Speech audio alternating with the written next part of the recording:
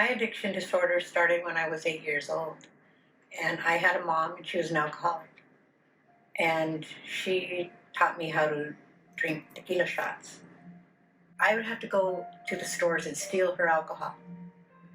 And when I would bring it back, she'd say, take a drink with me.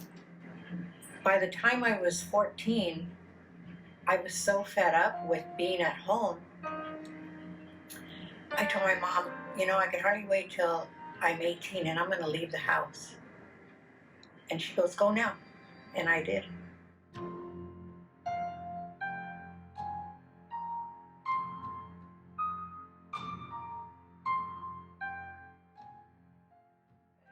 So immediately I started shooting it. And so I used heroin for about a year and a half and was totally addicted to it. And then I got hepatitis, was in the hospital. And funny thing, you'd think that getting hepatitis and being in the hospital and almost dying, that I would stop. Nope. As soon as I got out of the hospital, I had my friends pick me up. They had a syringe full of heroin, and they gave it to me immediately. And I continued using heroin for at least another year. And within that year, I almost lost my son. I was robbing, I was stealing, I was doing everything possible to get the money because I needed to have heroin every day.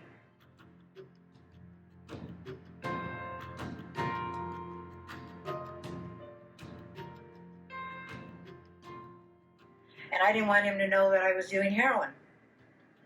So I stopped cold turkey heroin and started using cocaine, freebasing it, snorting, freebasing it.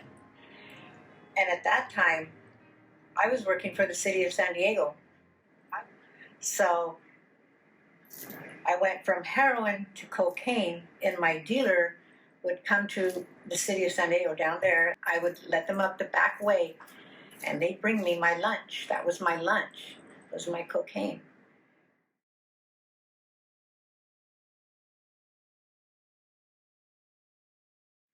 I had a lot of fear for my life when I was using, a lot, because I had to rob and steal. I mean, I robbed a grocery store with guns. I thought I was going to die that night. But the people that I was with didn't have that fear. It came natural for them. But I was very fearful that night. I thought I was going to get shot in the back and die. There's a lot of fear that I had waking up in the morning and having the shakes and feeling sick, because where am I going to get my next fix? Who's going to give it to me? Who can I call? Who can I con? Who can I lie to and say, I'll pay you back tomorrow? And then when I do lie and I can't pay them back tomorrow, I'm fear that they're going to come after me and beat me up.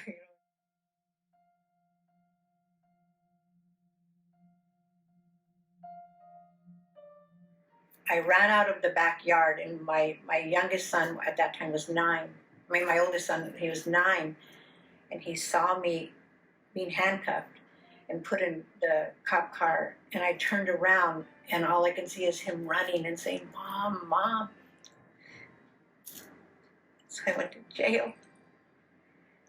And this is 26 years old. My daughter wasn't even a year old.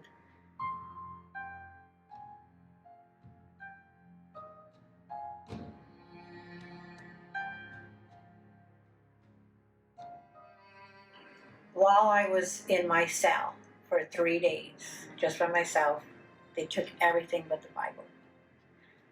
And I gave my life to the Lord while I was in my cell. And I told him, Lord, I'm going to be the best mom I can. I'm going to serve you in prison. And when I get out of prison, I am not going to be the mom anymore. I'm done with drugs. I'm done with that lifestyle. I cannot let my children go through this. My oldest son went through that.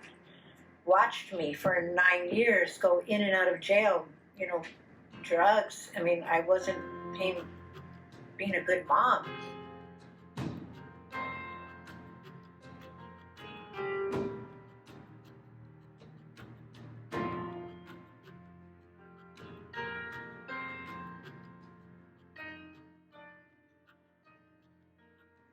So we went in the cell, in the court house, and then everybody showed up, and the district attorney said, "No, she needs to do this, and that probation officer, we recommend this, go to prison, 10 years and all."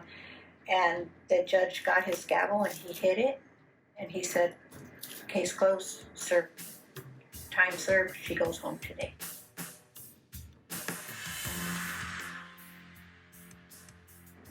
And I walked in my house, and my ex-husband at that time said, "Wow, good to see you. I'm glad you're out. Here's a gun, here's a wad of money for you, and here's some cocaine." And I was like, oh my God. So I threw the cocaine down the toilet, threw the gun in the backyard, kept the money, called my brother, and said, "You know what, I need somewhere to stay." And he came to pick me up, and me and my kids. And that was the beginning of a new life for me and the kids.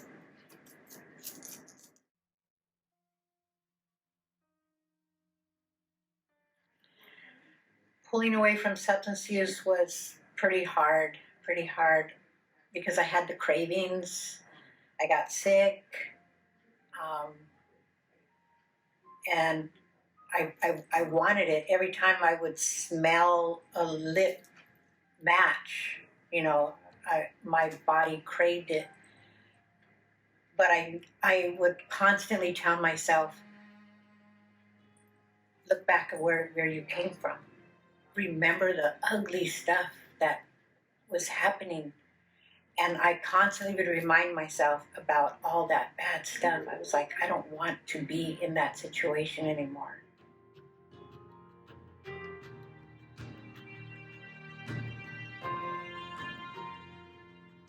I would walk in the Las Colinas and I'd hear my name, "Hey, Jovi." And I'd turn around and I'd see somebody who I used to do drugs with. "What are you doing here?" And I would tell them, "I'm here to give you hope." And they're like, "What happened?" And I said, "You know what? I changed my life around, and I'm here to help you do the same thing."